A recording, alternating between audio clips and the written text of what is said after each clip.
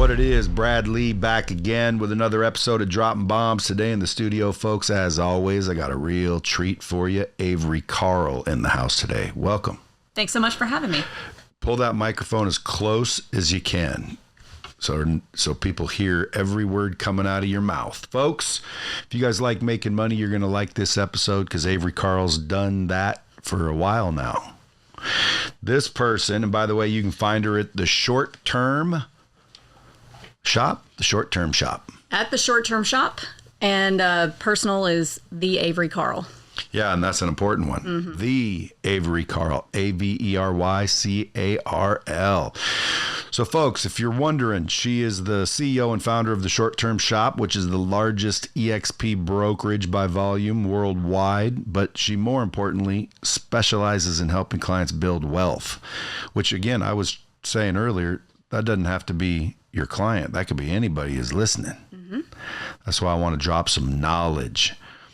And by the way, folks, we're getting rid of the B word because it's suppressing us. So now we're dropping knowledge. Got it. I'm interested in finding out what you do as myself. But, you know, you were a millionaire for a while now. You have over how many properties? About 250 doors. 250. They're all like short-term too? 8 of them are short-term. The rest are more traditional, single-family, long-term, and multifamily. So are you getting more money from the short-termers? Yes, 100%. I would think short-term is the way to go only because, like, it's very similar to a hotel, mm-hmm. right? You get $300 for a room where if you rented it, it wouldn't average that out. So short-term rentals, people expect to pay a little bit more. The key would be keeping it booked, no? Right. And it depends on the property. So the markets that I buy short-term rentals are not the same markets as where I buy long-term rentals. So it just depends on the property itself. Will you do me a favor? Mm-hmm. Bend this down, take it down, then point it up. There you go. And then drag it in as close as like this. There? Okay. Yeah. I want them to hear you. All right. So just to go back what I just said, do you get paid more because it's a short-term thing? In the right market for the right property. Like beach houses, lake houses. Yeah. So we focus on true vacation rentals rather than just like the entire Airbnb asset class. So think beach houses, beach condos, mountain cabins, anywhere that you can think of, maybe that you went with your parents as a kid where you didn't stay in a hotel, but you stayed in a vacation rental. Yeah. When I think vacation rental, you know, I'm not thinking of a house over on 4th Street. Exactly. You know, when I think Airbnb, I kind of feel like it should be restricted to vacation rentals. Like I want location. Isn't that important? Oh, yeah. Of the utmost importance, actually. So I choose personally to invest in only vacation destinations because they have decades of proven tourism. You don't have to worry as much about regulations. So like in the area that I live, where we also invest in Destin, Florida, the entire economy, the entire area could not exist without vacation rentals because everything is built around tourism. There's not a lot of hotel presence. So if for some reason vacation rentals were ever outlawed, the entire local economy would collapse. So I like to focus on markets like that where tourism is central to the local economy, not a lot of hotel presence, and they fought the battles with restrictions, et cetera, decades ago. So it's much more stable in terms of regulations in those types of markets with a few exceptions. And plus, you just have a bunch of property in cool locations. That is true, too. You can use your property. It's the only asset class where you might want to go. I don't want to go stay in my single family long-term in Birmingham, but I'll go stay in my beach houses and my mountain houses for sure. Yeah. So if I'm an investor, would it be intelligent, and I'm just making this assumption, to buy like cool vacation properties instead of, you know, your house in Alabama? I don't want to say instead of necessarily, but in addition to. So I think it's good to own a little bit of everything, but especially to start out for a new investor. I kind of like to call vacation rentals like the gateway drug into either other types of real estate or other types of businesses, because it's both a real estate purchase and it's running a hospitality business. So I think that it's really good to start out because you have a little bit heavier cash flow than, say, you know, a single family long term that's making $200 a month. And if the HVAC breaks, then there goes your cash flow for the year. So I think it's a really great place to start and a great place to keep building as you build other things. But I think that it really does have a place in it doesn't matter how experienced you are in any investment portfolio. Sounds like a true investor. So where were you 10 years ago? 10 years ago. So what year is it? Okay, 2015. Just finished grad school, just got married, was working in what I thought was my dream job. Which is what? Which was working on the marketing side of the music business in Nashville. So my husband and I are both ex-touring musicians. So I thought after I went back to grad school, oh, great, I'll work in the music business. This will be great. It was not great. It was $37,000 a year. And it wasn't just a 9 to 5. It was a 9 to 2 o'clock in the morning because you're expected to go to all these shows and be involved with all these things. And it really wasn't for me. I went through 3 jobs in about 3 years. Maybe I'm everything that's wrong with millennials, but I just was not a good employee. So you eventually said, screw this, and started finding success. Accidentally. So I say that all the time about mine, and people are like, why would you say that? It's like, well, because it kind of was. Yeah. I did not grow up thinking, oh, I'm going to be a real estate investor. I'm going to be a real estate agent. My husband and I moved from New York City to Nashville, and that was well before we were involved in any kind of real estate. And our agent at the time was really trying to get us to buy a house in East Nashville, which was the super hipster, fast appreciating area. And we said, no, thank you. We are moving from Brooklyn to Tennessee. We want to go out in the country. We're done with neighbors. So we bought something out in the country. What town? This was in White House, Tennessee. See, that's coming up right now. Yeah. Yes. How long ago was that? That was 2013. Oh, well, then you've made a fortune down there. That house, I think we sold it for double what we paid for it a few years after we moved. So it ended up being the only house we owned out there after we moved. So it just didn't make sense to have that one with management. But we didn't really think about real estate again until we had a little bit of money saved up, like $10,000. And I was super into Dave Ramsey at the time. Like, we're going to build our life. We're going to build our wealth. And so we, not knowing any better, went to a financial advisor and said, what should we do with this $10,000? Can you invest it for us? And she very politely told us we did not have enough money for her to bother with. And so we were like, all right, well, I guess we're losers then. So we went to the bar, and we don't drink anymore, by the way, but we went to the bar and said, well, what are we going to do with this? There's got to be something smart we can do with this. And we landed on, well, remember our agent was telling us to buy in East Nashville and how much money everybody was making on appreciation. What if we bought one of those houses and put a renter in it? And 25 years from now, when our future kids need to go to college, maybe we can sell it. And out of that appreciation, we can pay for their college, and we'll be these great geniuses. Dave Ramsey would be so proud. We're not paying for their college out of our own income. And so we went and bought a house. Had no idea. Most people research first and then buy something. We bought something and research later. And that house, we got very lucky. The mortgage on it was about $647 a month, and we were able to rent it for $1,550 a month. So almost like $900 worth of cash flow, which coincidentally, after all the deductions and health insurance and stuff, was about what I was making a month at my quote dream job. And so that was definitely a turning point to see this house making the same amount while I'm sleeping as me, slaving away, driving an hour each way in Nashville traffic. So was there traffic back then? Yes, it was. Nashville was just starting to get hot back then. It was still affordable, but there was like a mass exodus of New Yorkers and Californians. There still are, because it's a no income state. So, well, I guess I'm behind the times because I'm just hearing about it in the last 2 years. I'm like, dude, Nashville. So I got a house there. It's still fun. Brentwood. Okay, yeah. That's a very nice suburb. Well, if you're going to buy real estate, it's already kind of established as a valuable neighborhood. Absolutely. White House and farther outs, Franklin's expensive, Brentwood, College Grove. But White House was a little bit out, but it's catching up. Now that I know, because I was starting to look out there, very expensive. If you'd have kept that house, it'd be worth way more than you paid for it right now. Oh, yeah. So my question to you as a real estate expert is, isn't it wise to never sell? Every time I've sold a house, which has only been 3 or 4, I've regretted it. So see, that's what I keep trying to tell people. The secret to real estate is never sell. Right. It is. I was told that by a billionaire once. I agree. Real estate tends to trend upwards, and that house, if we kept it, I think we paid $165 for it. It would easily be upwards of $500. It's crazy how much really all real estate's appreciated, but especially in that area. Yeah, even the land sometimes. You can knock the house down. The land is worth everything too out there. Yeah. Especially if you're in the right, area. Rolling hills and what have you. It was beautiful. Put in some dark fences and just a big lot. It would be expensive. Oh yeah. All right. So now you've discovered EXP because you're the largest broker in EXP. That's a pretty big organization. Yes. I can't remember how many, over 100,000 agents. So that started after we bought that first house. We had a little bit of money left and we said, okay, we want to make a business out of this.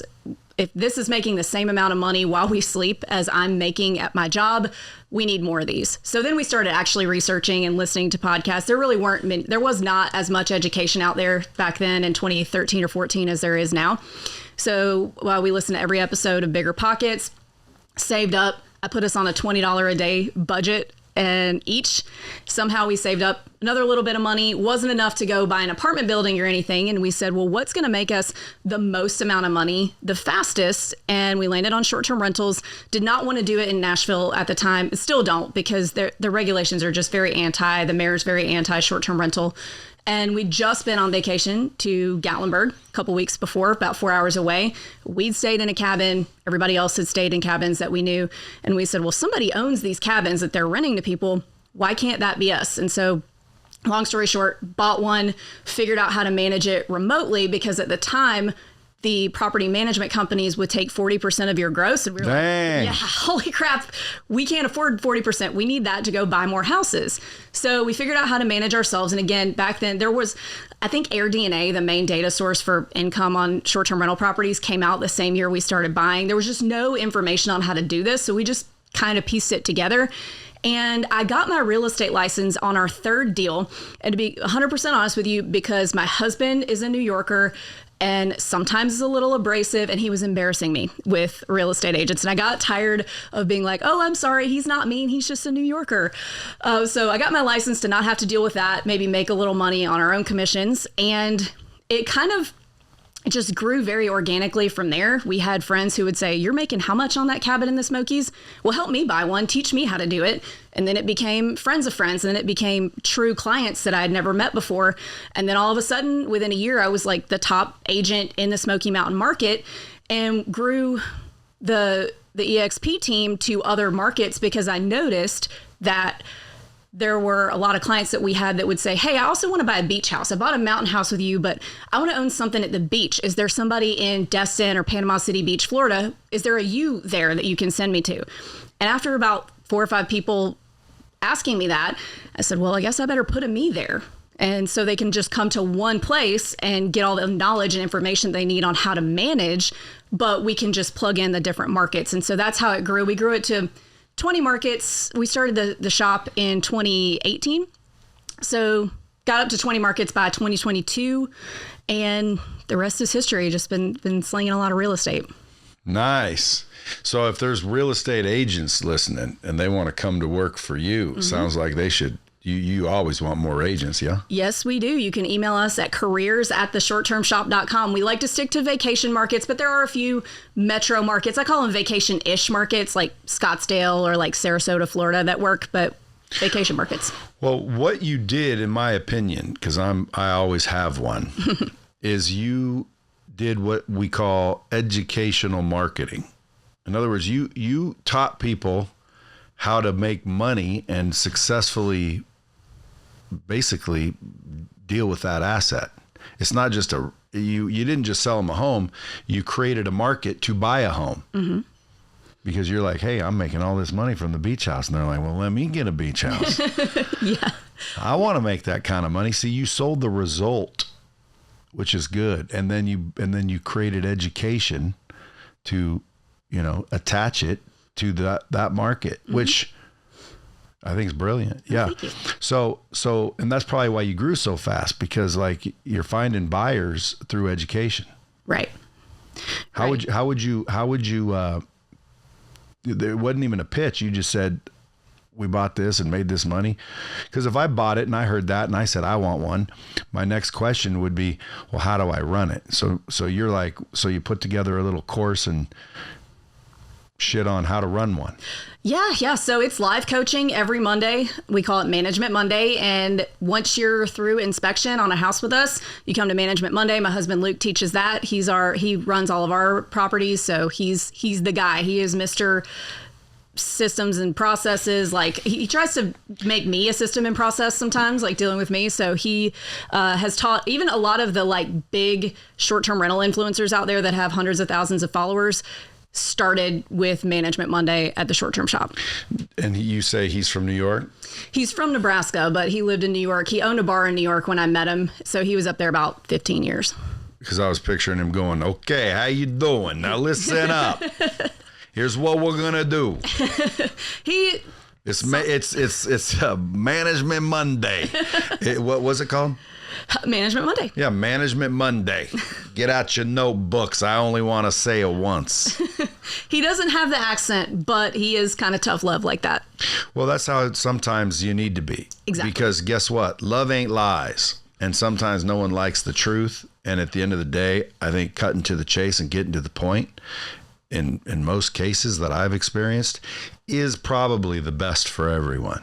It is. So it sounds like he likes the same thing. Yeah, he does. Well, so if I'm in real estate selling any house, why don't I just do what you're talking about? Like, just, in other words, I always put myself as a listener. And I'm like, if I'm listening to this, dude, number one, I want to be an investor. And I always tell people, by the way, real estate agents, pay attention. You don't get rich from selling. You get rich from owning. So if you're a real estate agent and you sell, well, again, do that enough to where you get enough money to where you can start becoming an investor. How much money you think's needed to become an investor? So if there's an agent out there, they got a little in the bank, but they think it's not enough to be an investor. How much would you think someone would need? You started with 10 G's. Yes. So we had to do a little saving back then. So the cool thing about, if you want to start with short term, I mean, house hacking is probably the best way to do it. So you only have to put 3% down. Maybe you buy a fourplex, you're living in one unit, renting out the other 3 long term. That's probably the easiest way for anybody to do it. But if you want to do it with a short term rental specifically, there's a type of conventional financing for short-term rentals called a vacation home loan or a second home loan. And you only have to put 10% down instead of the usual 20% down. Now, there are some stipulations, so talk to your loan officers, guys, about this. But typically, you only have to use it 14 days out of the year yourself, and the rest you can put it on Airbnb and Vrbo and make money doing it. So that... So you got me excited. Like, I want to hurry up and do this. Yeah. And what's funny is I want it to be specifically vacation because, number one, I'll spend 14 days if I have to. Yeah. That's why I want it to be on the beach. Right. That's why I want it to be in the Gatlinburg. Smoky Mountains, like, that place sucks. Dude, I'll go up there, stay in my cabin 2 weeks a year, all day. The rest is cash flow. Yeah. And obviously it's paying down the debt. Yes, and the tax benefits. That's what I was about to say. Can I do a cost seg and accelerate depreciation? Yes, you can. And the cool thing about that's specific only to short-term rentals is if you do not have real estate professional status. So guys, if you don't know what that means, if you have a day job where you spend more time, more hours on that than on real estate, you do not qualify as a real estate professional. So you can't do a cost seg. But with short terms, you can do a cost seg without real estate professional status through what's called a short-term rental loophole. And I'm going to go ahead and disclaim that I'm not a tax professional. Get your own advice. Yes. Talk to your CPA, and there's plenty of great tax experts out there on the internet. But it's a really great tool because you can take accelerated depreciation. Basically, instead of depreciating over 34 and a half years, whatever it is, you can accelerate it to get 100% up front. Now we're at like 60% because of the previous administration took that away. But I think the new one will probably bring it back. But what you need to know as a high earner is you are able to offset your income taxes on your high income as a W-2 employee. So we have a lot of doctor clients, a lot of attorneys who will buy these properties, and if you spend, there's 3 ways that you can meet what's called your material participation hours to be able to use this, which basically, again, consult your CPA, but you have to hit like 100 hours or more than anybody else managing the property. So if you spend more time on it than anyone else involved in it, that's why we get a lot of people wanting to buy them Q4 at the end of the year, because it's very easy to spend more time on it than anybody else when you're setting a property up. So you can offset your high W-2 earnings with buying a vacation rental, and then it'll cash flow for you. Or you want to make sure you're buying something that will cash flow for you after the fact too. Dang, that's a lot of information right there. No wonder you had to create a course to go with it. Yeah. Because you didn't even talk about managing the property. Like when I go to those things, I'm wondering, like, because some of them are like hotel rooms. There's little signs, and obviously a person can use their brain and prepare the house for, a guest, if you will. But like, what about when you have a shitty guest? It happens. And my answer to that is there's, like a handful of things that are going to be the most likely thing that happens. So 1, your cleaner misses a clean. 2, they get there and it's smaller than they expected, or they don't like the way your air freshener smells or something. Just creating systems and processes for how you handle that when it comes up. So there's so many tools now that automate the whole process to where you're not like when we first started, I had to sit down at the beginning of every month and look at when every check-in was on our calendar, write it down, send it to our cleaner. Now with the property management softwares, as soon as somebody books on Airbnb, it will automatically put it on your cleaner's calendar. It is a hospitality business. So I'm not going to make the representation that you're going to buy one short-term rental and quit your job and sit on the beach drinking margaritas and throw your phone in the trash, because there are going to be things that you have to handle. But what if you have 100? If you have 100, so what we do, what we teach people how to do is we use a VA in the Philippines, because everything is done just on Messenger, on Airbnb and Vrbo. So there's not really any reason to need someone there other than your cleaner and your handy person. You don't really need an on-site management team because everything is done remotely. So the example I like to use is like, okay, what if it's on fire? I mean, are you going to go to your house that's on fire and insert yourself into that situation and potentially create liability? I would.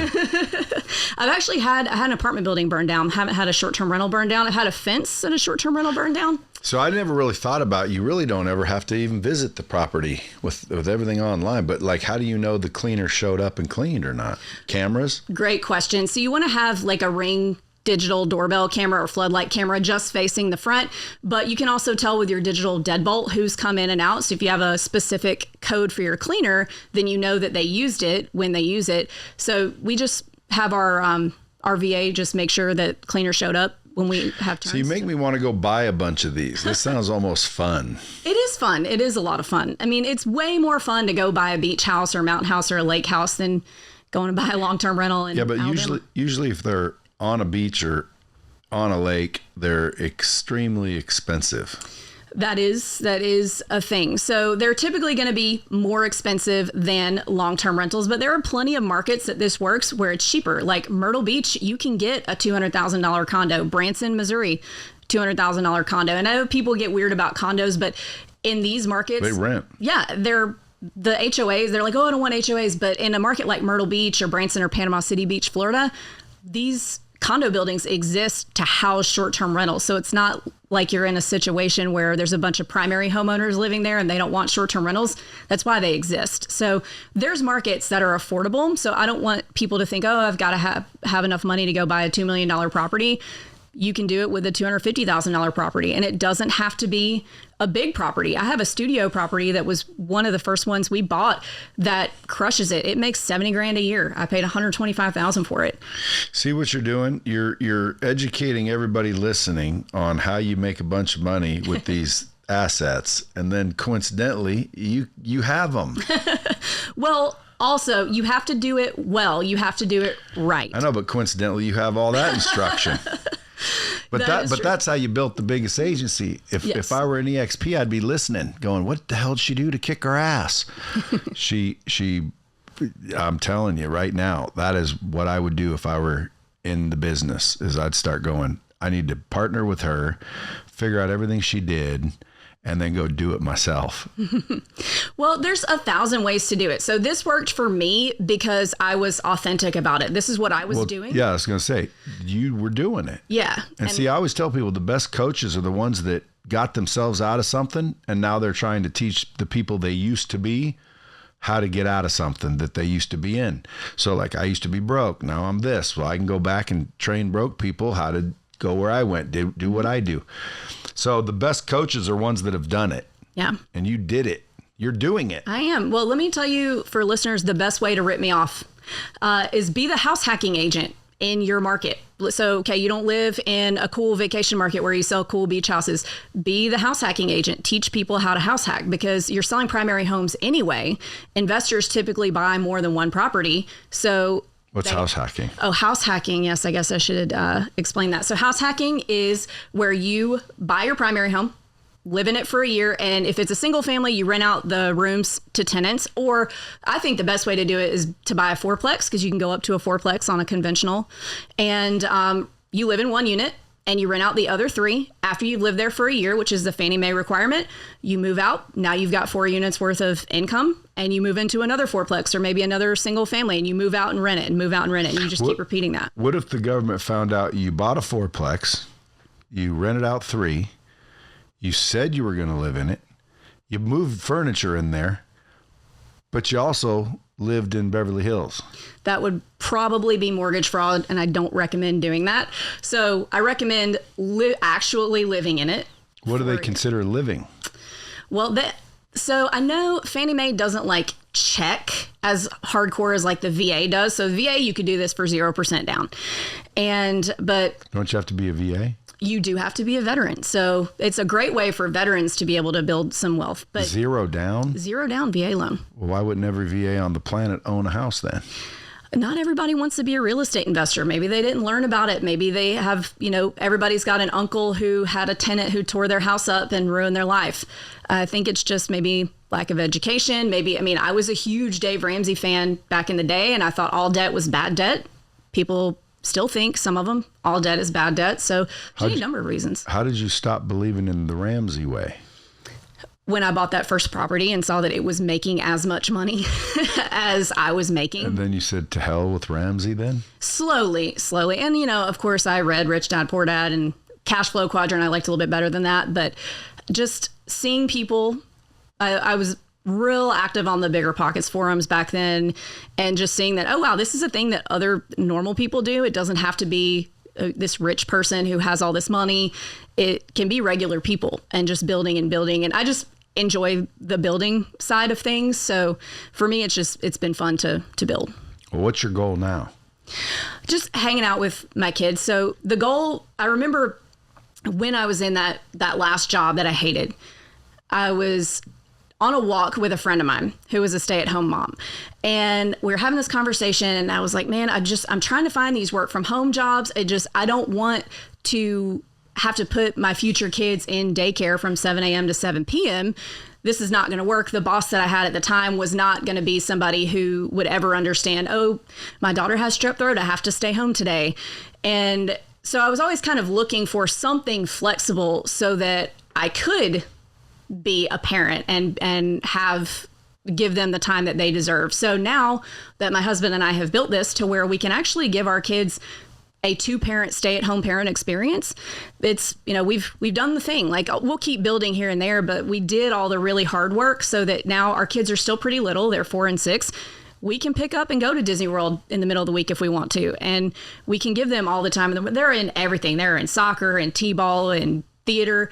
We can spend all this time doing all these things with them because we built a business that allowed flexibility. So that was my ultimate goal. So my goal now is just, keep building here and there, but let the train run, hang out with the kids. So there's going to be people that are going to say, hey man, I need to go talk to this lady and learn, because that you built a life worth living. Sounds like a lot of people want to do that. They do. Real estate's just the vehicle. Right. And a specific kind too, because vacation, that's not just any house. Right. How do you find the deals? Like, let's say I say I'm in. Well, okay. Coincidentally, you want to sell me a house now.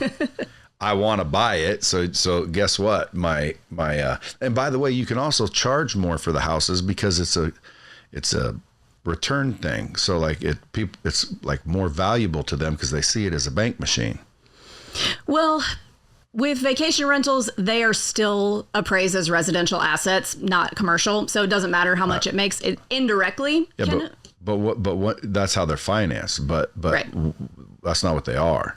Well, like you're never going to live in it. You're right. buying that thing so you can slap some toilet paper, some towels. You know what I'm saying? Yep. A coffee maker, a couple of signs, stick it up on all the things, which I'm sure there's easy, quick ways to do that to where you're listed just with everybody else now instantly. Because again, dude, if I'm going to Gatlinburg, I go to Airbnb Gatlinburg, bang. There's however many there are. Right. You know, VRBO, bang. There's however many they are. If those don't list them, well, you're kind of screwed, but anyone can get on those. Yeah. So you can list your shit like this. Yeah. You want to make sure, take your time, make sure that you're getting like professional photos, that the decor is good, because when you are listed with a bunch of other properties, the photos have to be really good because that's the first thing people see. They're not going to read your paragraph before they look at the pictures. So better pictures get you more clicks, get you more bookings. We look at the pictures. I'm a frequenter. I like 5-star hotels or up also because of room service and I don't have to deal with all the go get your groceries and bullshit. Yep. Do you offer a service? And if you don't, this might be another USP you could give tenants. Grocery delivery.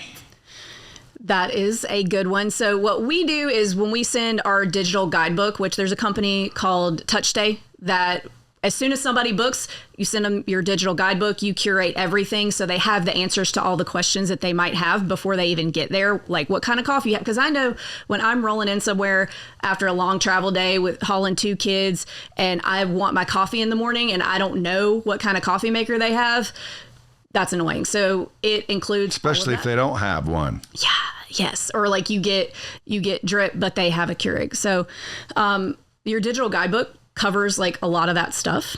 And that has really like changed our business. And anyway, we include Instacart, like, oh yes, Instacart does cover this area. There used to be some independent grocery deliveries in a bunch of the different markets that we're in, but we just put Instacart in there and like, how far are you from all the attractions? Here's all the restaurants that deliver to this area. So they have all of that. So I try to not get because I don't want to manage another process with my guests. But there's a whole nother business just serving people like that. Cause like a high-end customer going to high-end properties, I want my clothes put away and my food and my fridge stocked before I get there. There is a company and I'd that pay does that. To do that. Oh yeah, I would too. And there is a company that does that if you're buying a short-term rental really anywhere, you can plug in with them. They're called the Host Co, I think. And you can even book massage therapists to come to your house. You can buy. Now we're talking. Yeah. There's a company that wherever you buy, if they're not there, they will plug in there for you. And because I prefer staying at these type of places, but I don't prefer the lack of shit. Mm-hmm. And then you got to go to the store or call Uber Eats or do whatever. And it's all right. It's getting better, I suppose. But wouldn't it be better if I could just fling you a little extra dough and somehow my clothes magically appear in the closet for the trip and the food's packed the way I want it and all the snacks are there and everything's done? Yeah. There's a company that does that. So you're covered. If I stay at one of yours, is it on that list? I don't know I don't think we have ours on there, but we should. Do you have killer rent locations, nice houses? Or are you like middle tier? I would say we are upper middle tier. So, all of our houses are very nice. I would not call them like ultra luxury. Our beach houses are more luxury than our Gatlinburg houses. And the reason for that is you have to know who your client or your guest avatar is. So at our beach markets in Destin and 30A, Florida, the people who come there are affluent Southeasterners. In Gatlinburg, it's more blue collar Southeasterners and blue collar Midwesterners. So we keep our properties in Gatlinburg are smaller. We've got everything up to a 5-bed, but we keep them really nice, really updated, but we don't go crazy with like the pickleball courts and the outdoor human-sized bowling and a bunch of crazy things, because in that market, it's possible to over amenitize and over luxuryify, like make it too nice to where you have to push your price per night up past what the clientele in that market is looking for. So you have to pay good attention to that. But our beach properties are pretty luxury. Where are they at? One's in Destin. One is on 30A, which is right between Destin and Panama City Beach, so the Emerald Coast. And then we've got one down on the Forgotten Coast in a place called Cape San Blas. What about Seaside? Seaside, Watercolor. Yep, Seaside's 30A. Yeah, that's. I live about 2 miles from Seaside. That's a great town. Oh yeah. See if you could show me a little spot in there, and say, Brad, if you rented that out, you'd make, however much money. It makes sense financially to do it. Depending on the purchase price, not every deal's a good deal, but in terms of income, I regularly see properties in Seaside that do $300,000 to $500,000 a year. In income. Yeah. That's crazy. It's going to be several $1 million. So it might not work for like an everyday person who really only is looking for cash flow, but for the right investor who maybe wants to do that cost seg, STR loophole and have a really nice place to stay when they go to the beach, might be a good option. Well, I've never wanted to invest in real estate more than right now. Like I just picture, I'll take one there and I'll take one there. And how hard is it to get approved for multiple? Well, it depends. Conventional, obviously a conventional loan, they use your debt to income ratio. So you're limited by how much money you make, but they do have a DSCR option for these, which is not commercial. The commercial banks don't really like short-term rentals yet. One day I'm hoping they'll start to look at short-term rentals as mini hotels and you'll be able to get commercial financing. But it's still a house. Yeah, it's still a house. Who cares what you're going to do with it? I don't know why banks have not. I guess they think it's riskier. I'm not sure. So. But why? You would think it's less risky. If I have to rent it out to somebody, what's the likelihood someone's going to rent my house? Pretty high, right? Well, if I can rent it out every night for a whole month or even 10 free days and get 3 times as much, wouldn't I be much more likely to pay back the bank? What's so risky about breaking your rent into days? Because that's all a short term is. I don't want it for the month, but I'll take it for 3 days. Well, that's where DSCR loans come in because they work very much like a commercial loan. So instead of approving you for the loan based on how much you make, you're approved for the loan based on how much the property should make. And so DSCR interest rates is a little bit higher, but you're not limited by how much you make. If you've got the down payment, then, of course you have to get approved, but they check your credit, a few other things, but it's mostly about how much the property will make. And I also have a mortgage company that does that called The Mortgage Shop. What a coincidence. See, you're vertically integrated and you're serving people in all ways. Hey, you want to make money? Let me show you how. Oh, you want to buy a house? Happen to have them. Oh, you're looking for a buyer? Got those too. Oh, you want to learn what I'm doing? Have that handled. Oh, you need a loan? Got that covered. What else is there? I think that's it. Now, didn't you write a book? Yes. So I wrote a book that came out on Bigger Pockets Publishing a few years ago called Short-Term Rental, Long-Term Wealth. That's kind of a primer on how to choose your market, how to analyze a property, and the basics of how to manage. But coincidentally, I have a second book coming out next month on February 11th, also on Bigger Pockets, called Smarter Short-Term Rentals. And it's about more of the running the business of short-term rentals. And you can get that on the Bigger Pockets bookstore. Dude, so, not dude, I don't know why I keep saying dude. So if you could tell the bomb squad or the knowledge squad anything, what would you tell them as far as making money, being successful? I would say start with what you know. So pick a market that you have been to as a tourist so that you understand who your guest is. I think a lot of people they Google best place to invest in short-term rentals. These lists come up and they'll tell you like Memphis or Indianapolis because the real estate's really cheap, but the tourism really isn't there. So look at a place that you have been a tourist at to understand your guest avatar, and you can do it. I think that the biggest thing when I was starting was thinking that I couldn't do it because I didn't have enough money. There's a market where you have enough money. And if you don't, you have to work harder. You have to get extra jobs. I know everybody's looking for, I want to quit my job. I don't want to have to work any harder. What's a creative way I can do this? Let me do subject to, let me do all these things. But there really is no substitute. My husband drove Uber on the side to help us save for that first one. And he only had to do it for like 6 months. So it's not like you're going to be, your identity is the Uber driver for the rest of your life if you don't want it to be. So you can absolutely do it. You might have to work a little harder than you're comfortable doing, but anybody can be successful in any type of real estate, really, not just short term. You just blew out 90% of the people. People don't like to work. Well, I think they're not opposed to not working. It's just, how consistent they can be. Mm-hmm. Like once you have to, put in consistency and work at the same time, like work consistently, it gets tough mentally.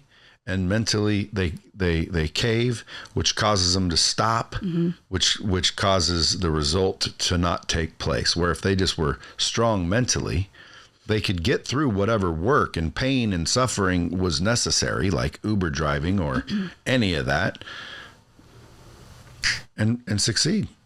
But most people they don't have the right mindset. Yeah, I think you're right. I think that really the only failure is quitting.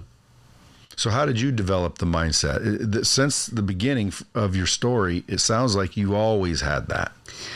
Well, I don't want to sound like a jock here, but athletics. So I played college soccer at University of Texas. I grew up in a super small town in Mississippi that I wanted nothing more than to get the hell out of.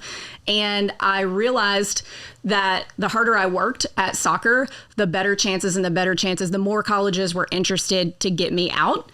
And so I got recruited to go to University of Texas in Austin. I had already started playing in bands and stuff. And so Austin, at the time, live music capital of the world, I was like, all right, this is my ticket. So I learned early on, I guess even before like junior high, that the amount of work you put in is equal to, you get out what you put in.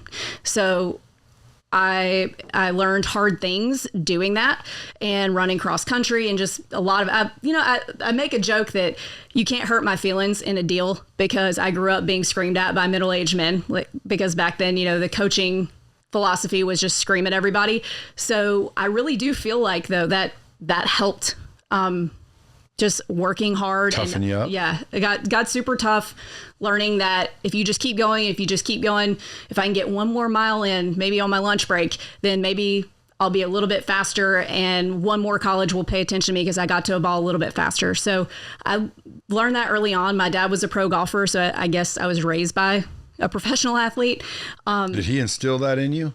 He did. Actually, my mom too. My mom is a Southern Belle kind of perfectionist. So there was no, oh yeah, it's okay that you made a B. They were always like very nice, but there was definitely high expectations in our household, which I'm grateful for now.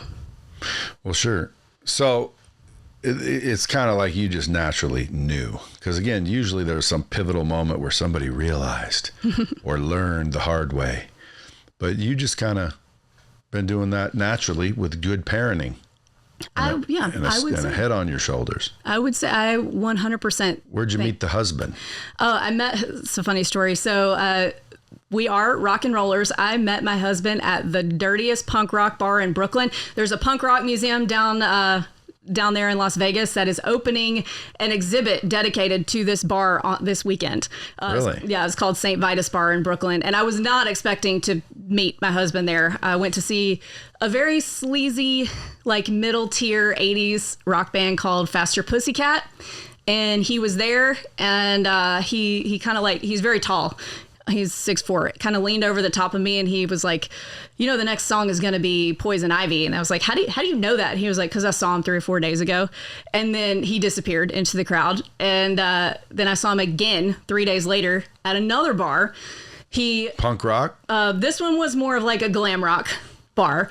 And he came up to me again and he hit on me again, and he did not remember me from the previous time. And I was like, hold on, because you just said he hit on you again. Yeah. So the first one didn't sound like a hit? Well, he talked to me. Sounded like a first time. seed. It was a seed. A little yes. seed of charm, like he knew he would find you again. Yeah, yeah. So ran into him again 3 days later. He came up to me again and still didn't get my number. And then 3 more days later, ran into him again at another, this is more of like a club. There was a big rock show going on. And then he finally got my number. And the rest is history. Third time's a charm. Yeah. Interesting. And then you ended up in country music? I hated being in country music. So I thought I could deal. And I love old country. I love Dolly Parton. I love Willie Nelson. But working in Nashville. I heard Willie Nelson died. He didn't die. I heard you say that on another podcast recently, and that's not true. He didn't die. Yeah, he got hit by a truck. No, he didn't. Yes, he did. He was singing on the road again. No, he didn't. I'm 99% sure that's not true. So I started working in the music business in Nashville. Everything in Nashville's country, and I just, maybe that's why you didn't enjoy it. If it was a punk rock city, you could have went a different direction. Maybe. I also feel like I grew up a little bit. Like I stopped wanting to be out until 2 o'clock in the morning. Well, how did you two start singing and playing in bands? So I played we were never in the same band. So he played drums in a bunch of sloppy rock and roll bands nobody's ever heard of. I played guitar in a bunch of sloppy punk rock bands that nobody's ever heard of. Most of mine were in Austin, and then I moved to New York later for a gig. And but I was in an all-girl punk rock band. We toured Europe, we toured the U.S., we toured Japan, and it was a lot of fun. What'd you look like? I had kind of like a Joan Jett mullet going on. It was cute at the time. But would you be considered? You're not punk rock now. In my heart, I am. Yeah, but like looking at you, you're not. No. I had to grow it up just a little bit. I can't dress like a teenage rock and roller for the rest of my life. Back then, what'd you look like? Oh, leather jacket everywhere, which I still wear a leather jacket everywhere, but I live in Florida, so I don't really have a lot of opportunity. Always like an Iron Maiden shirt with the sleeves cut off and black skinny jeans, or if I was playing a show, black skinny leather pants. If people did their digging, would they find old pictures of you on a stage? It's possible, yeah. Being punk rocky? Mm-hmm, yeah. And what did your husband do? He was a drummer. For who? He was in a bunch of little bands. So after you met or before? Neither. So I was still playing music when we met, and he had kind of moved out of music and owned a bar in the Lower East Side. He's from Omaha, and he was actually I found this in his parents' house. There was an article. His band in high school was called Smith Victor, and the Omaha World Herald called them Omaha's best looking band. So I have to bring him back down here to earth sometimes because of that. But so what's the music like around your guys' house? It's actually pretty eclectic. So we do a lot of old country. Our kids they're 4 and 6. They've seen Iron Maiden twice. They've seen Judas Priest. We took them to Kiss's last show at Madison Square Garden. We're going to see Alice Cooper, and they've seen the Rolling Stones, which is a big deal. I didn't think I was going to get my kids to the Rolling Stones. I thought they'd die, but we saw them last year. So, and in terms of punk rock, I like 70s, like New York punk, like the Ramones, the British punk too. So the Clash. I like some goth. I like The Cure. I like Susie and the Banshees. But we love classic metal. So Judas Priest, Iron Maiden, Ozzy. My husband actually still is part-time a classic rock DJ on Sirius XM. That was his full-time job when we started real estate, but now he just does it on the weekends. See, there's always these little interesting twists. Yeah. Folks, what I'd recommend is just to go follow her yourself. It's Avery C. So the personal is at the Avery Carl. The Avery Carl. Or the brand is at the Short Term Shop. Well, follow the person if you want to see who she is, what she does, her life. Follow the brand if you want to reach out and make some money. Yeah. Because again, I'm listening, man. If I'm in real estate, I need to figure out what you did. Because anybody can do this. You were in real estate. You weren't planning to be an investor, I don't think. No. You knew you wanted to own something. You freaking somehow chose this without, a lot of intention, started making money at it. And then coincidentally, everybody wanted one too, because you showed them how to make money. So that applies to anyone listening. Anyone listening wants to make money. Hell of a way to do it. Do you think there's any